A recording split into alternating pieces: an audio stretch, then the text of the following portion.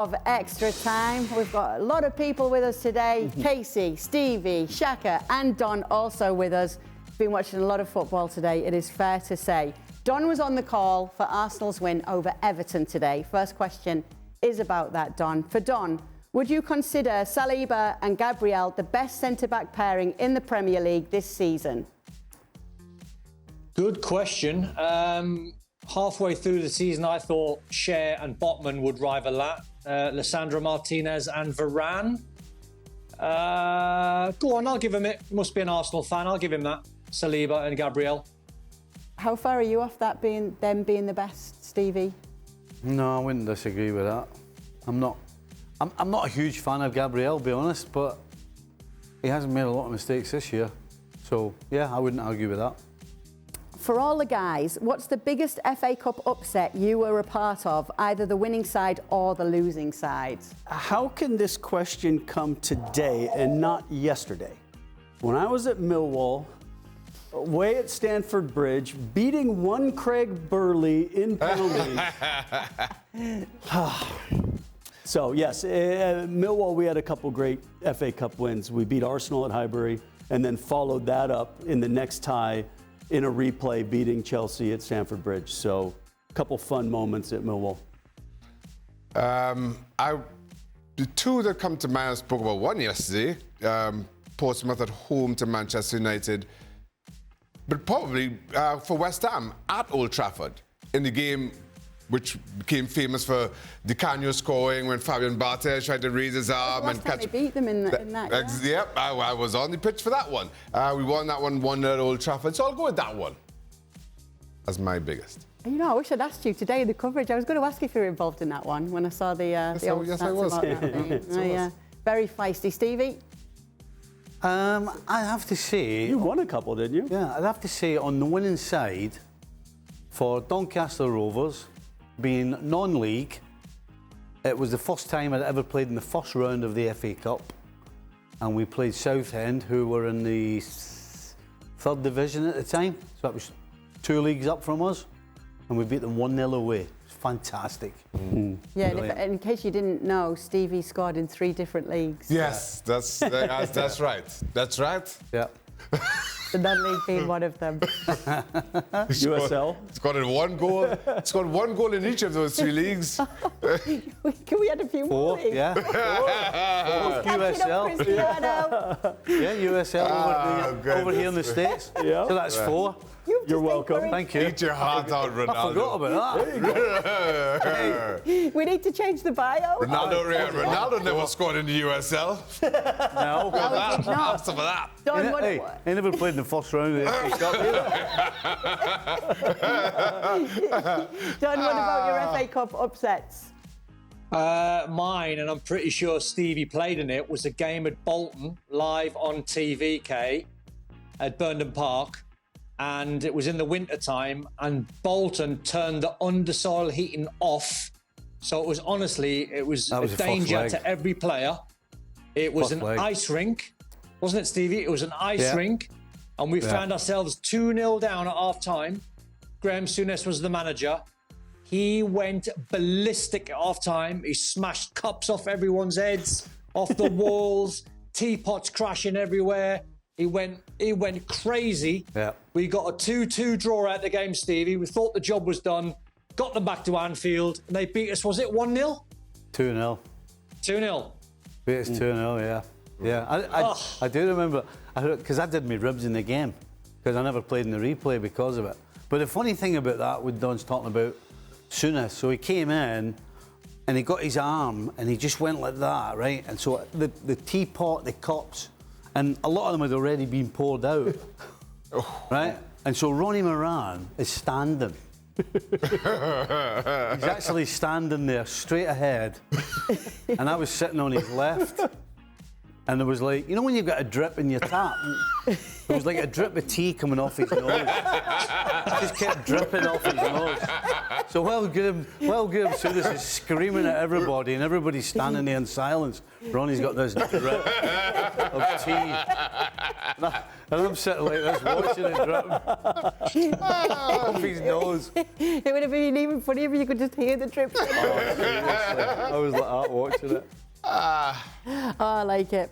Right, yes. Shaka, United have had 6 wins in FA Cup history over West Ham, whose last victory over United was 22 years ago when Di Canio controversially scored past Bartes. It wasn't controversial at all. There was nothing controversial about it. I meant to ask you, actually, but I never got around to it, so I'm glad you answered that. All right, for the Scotsman, what was Sir Alex like before he joined Manchester United? Could you predict how he would transform the club? Oh, that's not what I thought was coming. What were you like before you joined my... Well, no, I can give you the same answer, just a little twit. So, Alex Ferguson at Aberdeen, you talk about... Not a tyrant's not the word, but every single person in that building, including the owners, was scared stiff of him. I went to play in a testimonial for one of his players in the early 80s. And they had a little snooker table underneath by the changing rooms, and we were playing snooker just before the game, and all the young lads, all the young Aberdeen boys were there, and we were all standing there. And all of a sudden, I'm just about to hit a shot, and then there was silence, and I'm like, "Is this for me?" Like, and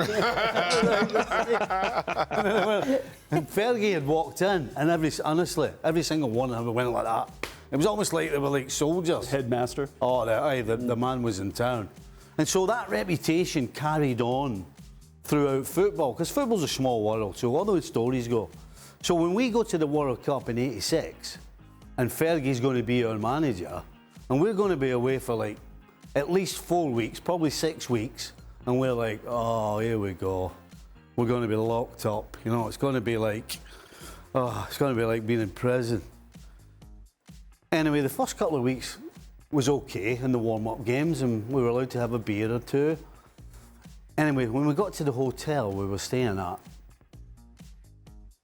as soon as we got there, the bus stopped and the message went out, meeting in the foyer. Get your bags in, straight down, meeting. And we thought, oh, here we go. This is it. This is lockdown. So Alec got us in there, we're all sitting there, and he stood up and he went, right, if you're going to go out and have a few beers, come in the back door. Don't be walking in the front door after. And we were all like that. What? Is this Alex? Is this really? Advice. Is this really Alex Ferguson? So somebody's went, boss, how many beers are we allowed? Was it you? And he's went, look, just be sensible, but I'm telling you, all the press guys are going to be around. Don't be walking in the front door after having a few beers. Get yourself round the back. Okay, see you at dinner. And off we went. We were like, yes! So he's a legend. Oh, fantastic. Brilliant. I love it. All right, Don, how can players like Fred, Wan-Bissaka and others be so poor under different managers but play so well under Erik? Is Erik that good? Or what's going on here, Erik? Well, Erik is that good, but it comes down to a manager having authority, Kay. And as I said on the show a couple of days ago, I thought probably 2 or 3 players took liberties under Ole Gunnar Solskjaer. I thought 5, 6 or 7 took a lot of liberties with Ralf Rangnick. Then you get a Fergie manager in like Ten Hag, and all of a sudden the players are like, oh, we've got to behave ourselves. I seen an interview with Bruno Fernandes a couple of days back before the cup final, and he said, basically, he was saying, about Erik Ten Hag, if you don't do it, you're gone, you're history. That's what players need. You know, I don't know how the lads felt in terms of what players or managers they played under that got the best out of them. But I played under people like Peter Reid and Graham Souness. I needed that firm hand where you respect your manager, but you're also a little bit fearful. And I think this group of players now, and I keep going back to the Ronaldo scenario, he won that chess match with him. Then he dropped Marcus Rashford because he was late for a team meeting. There's another box ticked. He had a different side of managing with Jadon Sancho because it's a mental side. He had to make sure that you give him time to come back. But I guarantee you the younger players at Man United will be so afraid of Erik ten Hag that'll sharpen all their focus. And as the question said, that drifts into the likes of Fred and Scott McTominay and even the top boys. They're afraid of the manager. That has to be a good thing. What are some of the privileges, I'm going to ask you all this, what are some of the privileges you enjoyed when you were a player and which do you miss the most? I think there's a few fun little perks. One of them is a lot of times particularly playing for 3 London clubs, is knowing that your schedule's not a lot of times your own. So you can't make plans in advance. But being able to go into a decent restaurant, pop your head in and make sure there's a table available for you is a pretty darn good perk. I knew it was going to be the old VIP list in the West End. That wasn't my scene, but I didn't mind a good meal, and obviously London has a great restaurant scene, and having that ability to because you don't have the ability to say, okay, in 6 weeks, let's go Saturday night because then we're going to get a terrible result and you don't want to be seen out in town. So knowing that, good result, let's go out, let's have a good meal and know you could get in. I like how Casey skillfully backed away from, I never went to nightclubs. Did you see Don's reaction when I said London's West End? Right, yeah, well, we know Don. There's a reason why you two didn't see me. Shaka. Yeah, I'm with Casey in that you want a table, you want to get to a restaurant, they're going to accommodate you. In most instances, from a sporting perspective or goalkeeper's perspective, you need gloves. Yep. They're going to show up regardless. You need you need a new pair of boots or cleats. They're going to show up. You don't have to worry too much about those things. And even within the club, there's just so much that's taken care for you. You need a massage, what treatment you need. Everything's taken care of in a way that I sorely miss. Nice. Don, given that you played for 54 different clubs, which one did you get the best perks with? Probably not a club, but probably Scotland, international duty. So for a young lad playing for Scotland, under Craig Brown, it was brilliant. They tried to take care of all the needs and try to take a lot of weight off the lads' shoulders just so they could think about the game. And I can remember my first couple of trips when you take your bag and your suit and everything that you've got to take, it was literally, we had a guy who literally held your passport so you didn't lose it. He took care of your bags and you literally, wherever you were going, if it was San Marino, if it was Germany, Italy, Spain, wherever you were going, you would literally give this guy, apart from your passport, you give him your bag and your suit and you literally wouldn't see it until you got to your hotel room and then it was laid out in the bed for you. So you literally couldn't lose anything. It was amazing. The biggest downside, I can remember at Christmas time playing for Sunderland down at West Ham. I think it was West Ham or Tottenham, and we got battered and we were meant to stay down so we could go to the West End. So we go to my favourite nightclubs, which were Emporium and Legends, and we got battered. And it was a Christmas party. And I had my fancy dress. I had my fancy dress suit waiting down at London in a hotel for me, and Peter Reid gave us the dreaded news: none of yous are staying down. You're all coming back on the coach all the way back to Sunderland. Gutted. No. Gutted. Oh, Kingley Street. I remember those days, Don. The Emporium. Yeah, amazing. I don't know anything about that. But I bet Shaka's been at the Emporium. Never been to The Emporium. Never been. He knows where it is, but he's never been. Never been. China White. Never been. Leave off, Shaq. You've been to China. Never been. Sugar Reef. Never been.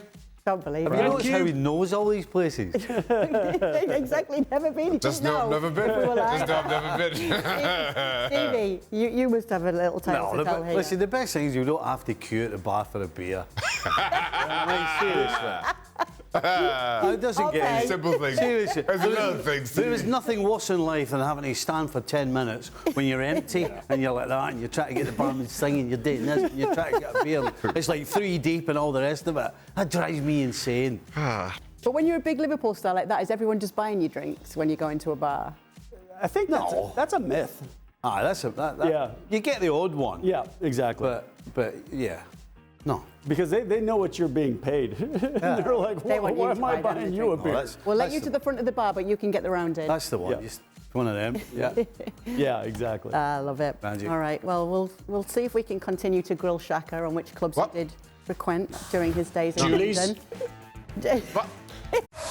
Well, thank you very much for watching ESPN on YouTube. For more sports highlights and analysis, be sure to download the ESPN app. And for live streaming, premium content, and let's not forget as well, ESPN FC 7 days a week. Subscribe to ESPN Plus.